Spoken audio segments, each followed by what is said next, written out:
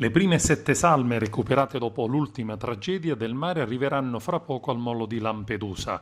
L'ultima tragedia avvenuta tra il 6 e il 7 ottobre nelle acque internazionali tra la Sicilia e la Tunisia, a pochissime miglia da Lampedusa. Le salme sono state recuperate ad una profondità di circa 70 metri grazie ai sommozzatori della Guardia Costiera a 6 miglia dalla costa e viaggiavano con un barchino affondato e poi naufragato. Tra questi purtroppo anche il corpicino di un piccolo bambino. 13 delle salme vennero recuperate subito dopo il naufragio, quasi tutte donne, ma non è escluso che nella zona sottomarina possano esserci altri corpi.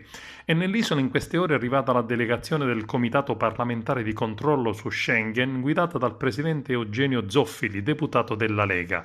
Zoffili, insieme ai componenti, ha lasciato una corona di fiori a Porta Europa in memoria delle vittime dei naufragi e ha citato i dati del Viminale sul numero degli sbarchi, notevolmente aumentati rispetto al periodo precedente, 2.498 contro i 947 del settembre del 2018.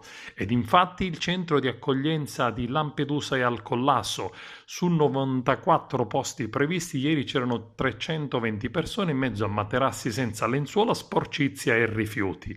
La delegazione lo ha naturalmente denunciato, chiedendo presto che il governo dovrà spiegare in Parlamento e dovrà anche spiegare a cosa sono serviti gli accordi bilaterali tra i paesi se poi in concreto non vengono rispettati.